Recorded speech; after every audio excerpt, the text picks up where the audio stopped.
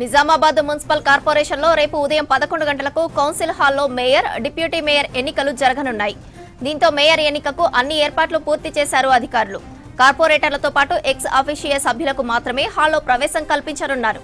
ముందుగా కార్పొరేటర్ల ప్రమాణ స్వీకారం అనంతరం మేయర్, డిప్యూటీ మేయర్ ఎన్నికలు చేతులెత్తి ఓటింగ్ విధానంలో నిర్వహించనున్నారు. రాజకీయంగా ఉత్కంఠ రేపుతున్న ఈ ఎన్నికపై రాష్ట్ర వ్యాప్తంగా ఆసక్తి నెలకొంది. మరింత సమాచారం రజనీకాంత్ అందిస్తారు.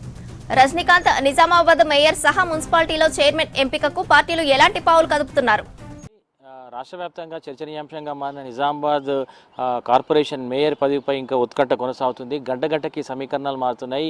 ఈరోజు మధ్యాహ్నం వరకు కూడా ఎంఐఎం, కాంగ్రెస్ కలిసి నిజామాబాద్ మేయర్ పీఠాన్ని దక్కించుకుంటాయనేటువంటి వార్తలు చాలా బలంగా వినిపించాయి. కానీ తాజాగా ఎంఐఎం తీరుపై కొంత కాంగ్రెస్ కూడా నమ్మకం లేదన్నట్టుగా కాంగ్రెస్ నేతల నుంచి వస్తున్నటువంటి సమాచారం. ప్రధానంగా ఎంఐఎం బోధనలోనూ కాంగ్రెస్ పార్టీకి 2 సీట్లు తక్కువ అవుతున్నాయి. సో అక్కడ ఎంఐఎంకు సీట్లున్నాయి కాబట్టి అక్కడ చైర్మన్ పదవి ఇస్తే నిజామాబాద్లో మేయర్ పదవికి మద్దతు ఇస్తామని షరతు పెట్టినట్టుగా తెలుస్తుంది. ఈ క్రమంలో కొంత ఇద్దరి మధ్య మైత్రి, అంటే కాంగ్రెస్ ఎంఐఎం కలియడం, ఆ 2 పార్టీలు కలిసి మేయర్ పీఠం అట్లాగే బోధన్ మున్సిపల్ చైర్మన్ పీఠం దక్కించుకునే క్రమంలో కొంత ఆలస్యం అవుతున్నట్టుగా తెలుస్తుంది. చర్చలు ఇంకా పూర్తి స్థాయిలో సఫలం కాలేదన్నట్టుగా వార్తలు వస్తున్నాయి. ప్రధానంగా నిజామాబాద్ కార్పొరేషన్లో పోలింగ్ రోజు పెద్ద ఎత్తున గొడవ జరిగింది. ఆ క్రమంలో కాంగ్రెస్ ఎంఐఎం కార్యకర్తలు కొట్టుకున్నారు, తలలు పగిలేలాగా దాడులు చేసుకున్నారు. సో ఈ క్రమంలో ఎంఐఎం కూడా ప్రస్తుతం క్యాంపు నిర్వహిస్తుంది. ఈ క్రమంలో క్యాంపులో ఉన్నటువంటి 3 ఎంఐఎం కార్పొరేటర్లు, కొత్తగా గెలిచినటువంటి కార్పొరేటర్లు క్యాంపు నుంచి జంప్ అయినట్లుగా సమాచారం అందుతుంది. తమ తలలు పగలగొట్టినటువంటి కాంగ్రెస్తో చేతులు కలిపేది లేదంటూ కొంత ఎంఐఎం నేతలు మొండికేస్తున్నట్టుగా తెలుస్తుంది. అయితే ఎంఐఎం అధినేతల వారికి నచ్చజెప్పే ప్రయత్నం చేస్తున్నట్టుగా కూడా సమాచారం అందుతుంది. దీంతో గంటకి ఈక్వేషన్స్ మారుతున్నటువంటి క్రమంలో నిజామాబాద్ మేయర్ పీఠ మధ్యాహ్నం వరకు కూడా కాంగ్రెస్ ఎంఐఎం దక్కించుకుంటున్నట్టుగా వార్తలు వచ్చాయి. కానీ కొంత ఆలస్యం అవుతున్నట్టుగా, చర్చలు ఇంకా పూర్తి స్థాయిలో సఫలం కాలేదన్నట్టుగా కూడా మరో వార్తలు వస్తున్నాయి. ప్రధానంగా నిజామాబాద్ కార్పొరేషన్లో 60 డివిజన్లకు గాను బీజేపీ 28 డివిజన్లు గెలుచుకుని అతిపెద్ద పార్టీగా అవతరించినా కూడా 33 మ్యాజిక్ ఫిగర్ని చేరుకోలేకపోయింది. 33 ఓట్లు అవసరం ఉంటాయి, మ్యాజిక్ ఫిగర్ చేరుకోలేకపోయింది. 3 ఎక్స్ అఫీషియో ఉన్నా కూడా ఆ సంఖ్య 31 దగ్గర నిలిచిపోయింది. అంటే 2 ఓట్ల దూరంలో బీజేపీ దూరంగా ఉంది. మరోపక్క నిన్న ఎంపీ అరవింద్ మాట్లాడుతూ తమకు పూర్తి స్థాయి మెజార్టీ రాలేదు, తాము ప్రతిపక్షంలోనే కూర్చుంటామని చెప్పారు. సో ఈ క్రమంలో కాంగ్రెస్ 17 స్థానాలు దక్కించుకున్న కాంగ్రెస్, 14 స్థానాలు దక్కించుకున్న ఎంఐఎం ఒక ఇండిపెండెంట్ కలిసి మేయర్ పీఠాన్ని దక్కించుకుంటారు, పాలకవర్గంగా ఏర్పడతారని చర్చ జరిగింది. మధ్యాహ్నం వరకు కూడా ఇదే చర్చ జరిగింది. కానీ మధ్యాహ్నం తర్వాత కొంత ఎంఐఎం కొన్ని షరతులు విధించినట్టుగా తెలుస్తుంది. ఈ క్రమంలో చర్చలు ఇంకా పూర్తి స్థాయిలో సఫలం కాలేదన్నట్టుగా కూడా వార్తలు వస్తున్నాయి. సో ఈ నేపథ్యంలో మరింత ఉత్కంఠ రేపుతుంది. తెల్లవారితే రేపు ఉదయం 11 గంటలకు మేయర్ ముందుగా సభ్యుల ప్రమాణ స్వీకారం ఉంది, కార్పొరేటర్ల ప్రమాణ స్వీకారం ఉంది. ఆ తర్వాత 12 గంటల ప్రాంతంలో మేయర్, డిప్యూటీ మేయర్ ఎన్నిక చేతులెత్తి ఎంపిక చేసేటువంటి విధానాన్ని అనుసరిస్తున్నారు. సో ఈ క్రమంలో ప్రస్తుతం బీజేపీ, కాంగ్రెస్ అట్లాగే ఎంఐఎం 3 పార్టీలు కూడా క్యాంపుల్ని, గెలిచినటువంటి అభ్యర్థులు క్యాంపుకు తరలించాయి. బీఆర్ఎస్ నుంచి గెలిచినటువంటి ఒకే ఒక అభ్యర్థి ప్రస్తుతం కాంగ్రెస్ క్యాంపులో ఉన్నారు. సో కాంగ్రెస్ బలం 17 ప్లస్ బీఆర్ఎస్ 1 18కి చేరింది.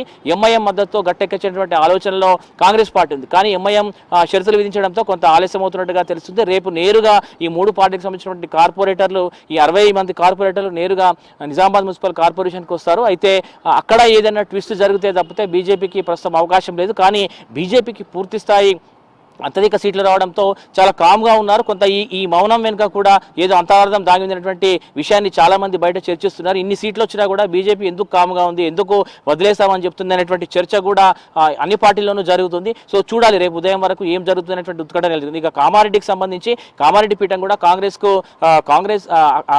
అత్యధిక స్థానాలు వచ్చినా కానీ ఇంకా 6 ఓట్లు తక్కువగా ఉన్నాయి, 6 సీట్లు తక్కువగా ఉన్నాయి. ఈ క్రమంలో అక్కడ 3 స్వతంత్రంగా ఇండిపెండెంట్ అభ్యర్థులు 3 గెలిచినటువంటి 3 కూడా కాంగ్రెస్ లో చేరడంతో ప్రస్తుతం సంఖ్య 22కు జరిగింది. కాంగ్రెస్ 19, 3 ఇండిపెండెంట్లు కలిసి 22 అయింది. కానీ మరో 3 స్థానాలు అవసరం ఉంది.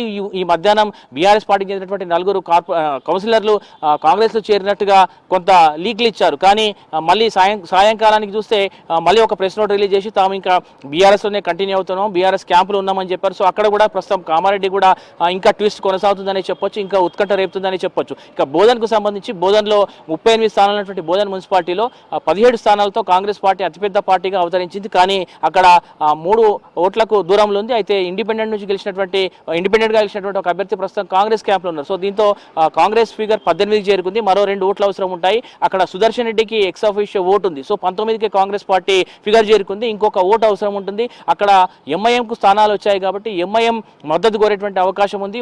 మద్దతు కోరుతున్నట్టుగా కూడా తెలుస్తుంది. కానీ బోధన్లోను నిజామాబాద్ లాగే గొడవలు జరిగినటువంటి నేపథ్యంలో అక్కడ కూడా తమకు చైర్మన్ పదవి ఇస్తే మద్దతు ఇస్తామని చెప్తున్నట్టుగా కొంత వార్తలు వస్తున్నాయి. సో ప్రస్తుతం ఎంఐఎం చాలా కీలకంగా మారింది. నిజామాబాద్ కార్పొరేషన్ తో పాటు బోధన్లో ఎంఐఎం చాలా కీలకంగా మారగా అటు కామారెడ్డికి సంబంధించి కాంగ్రెస్ చైర్మన్ పీఠం దక్కించుకోవాలంటే బీఆర్ఎస్ ఇండిపెండెంట్ చాలా కీలకంగా మారారు. సో మొత్తం మీద నిజామాబాద్ జిల్లాలో ఒక కార్పొరేషన్ తో పాటు 7 మున్సిపాలిటీలకు సంబంధించి ఒక కార్పొరేషన్ 2 మున్సిపాలిటీలు మిగిలిపోయాయి. మిగతా 5 చోట్ల కాంగ్రెస్ పార్టీ మిగతా 5 మున్సిపాలిటీని హస్తగతం చేసుకుంది. కానీ నిజామాబాద్ కార్పొరేషన్లో కాంగ్రెస్ కు ప్రస్తుతం అవకాశం ఉన్నా ఎంఐఎంతో ఇంకా పూర్తి స్థాయి చర్చలు జరగలేనటువంటి విషయం తెలుస్తుంది. సో ఎట్లాంటి షరతులు ఉన్నాయి, ఏం జరుగుతుందనేటువంటిది తెలియట్లేదు. బోధనకు సంబంధించి చైర్మన్ అభ్యర్థిని సీల్డ్ కవర్లో ప్రకటిస్తామని అధిష్టానం చెప్పినట్టుగా కాంగ్రెస్ నేతలు బాహాటంగానే చెప్తున్నారు. సో కామారెడ్డికి సంబంధించి ఇంకా బీఆర్ఎస్ నుంచి 4 జాయిన్ అయ్యారా లేదా అనేటువంటిది కూడా క్లారిటీ లేదు.